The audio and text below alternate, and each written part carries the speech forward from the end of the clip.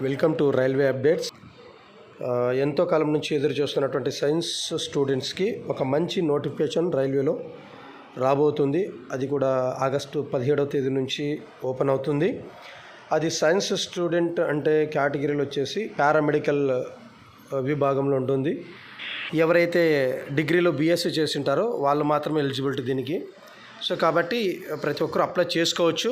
అయితే మంచి పోస్టులు ఇవి. అయితే ఏ పోస్టుకి ఎన్ని ఉద్యోగాలు ఉన్నాయనేది నేను చెప్తాను.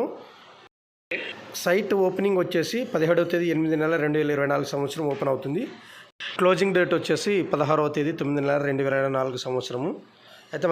అయితే ఇందులో పారామెడికల్ కేటగిరీలో డైటీషియన్ పోస్టులు 5 ఉన్నాయి. నర్సింగ్ సూపరింటెండెంట్ 713 ఉన్నాయి. ఇలా చాలా కేటగిరీస్లో ఉంటున్నాయి. అయితే ఎవరు ఏ కేటగిరీకి సంబంధించిన వారో మీరు చెక్ చేసుకోవచ్చు. స్టాఫ్ నర్స్ క్వాలిఫికేషన్ వచ్చేసి BSc nursing or diploma in general nursing and midwifery from a recognized institute అని చెప్పి ఇచ్చేస్తుంటున్నారు. నేషనాలిటీ వచ్చేసి must be an Indian citizen అని అంటున్నాడు. విషయానికి వచ్చేస్తే అయితే ఎక్స్పీరియన్స్ ఉండాలంటున్నాడు. అయితే experience it's preferred but is not a mandatory అని అంటున్నాడు. అయితే ఎక్స్పీరియన్స్ ఏమీ అవసరం ఏం లేదు, కానీ ఉంటే కొంత యూజ్ అవుతుంది వాళ్ళకి ఎగ్జామ్ క్వాలిఫై అయిన తర్వాత. కానీ నాకు తెలిసి ఒక రైల్వే ఎంప్లాయీగా యాజ్ ఎ టీటీగా నాకున్న పరిజ్ఞానం బట్టి ఎక్స్పీరియన్స్ పెద్దగా యూజ్ అవ్వకపోవచ్చు. ఎందుకంటే అక్కడ కావాల్సింది ఎగ్జామ్లో ఎవరు ఎక్కువ మార్కులు సంపాదించారో వాళ్ళకి మాత్రమే ఫస్ట్ ప్రిఫరెన్స్ ఉంటుంది. ఎక్స్పీరియన్స్ ఇవన్నీ ఏంటని చూడరు.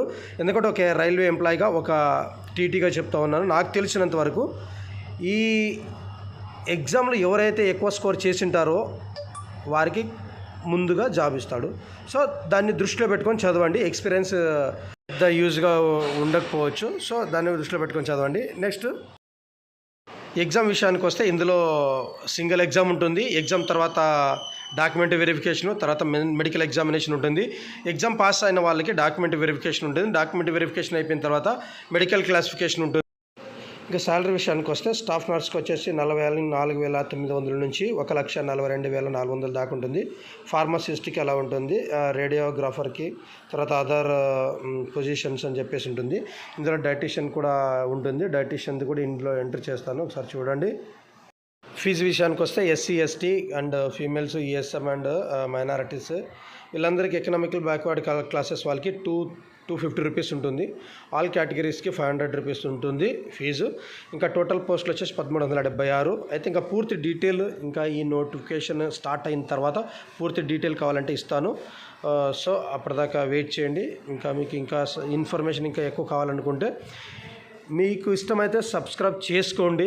ఇంకా ఏదైనా ఇన్ఫర్మేషన్ కావాలంటే కామెంట్ రూపంలో పెట్టండి. నీకు ప్రతి దానికి నేను సమాధానం ఇస్తాను. సో మీరు ఈ వీడియోని మీకు తెలిసిన వాళ్ళకి షేర్ చేయండి. సో వాళ్ళకి యూజ్ అవుతుంది. సో సాధ్యమైనంత వరకు చదవండి. All the best. ఓపెనింగ్ అవుతుంది నోటిఫికేషన్. All the best.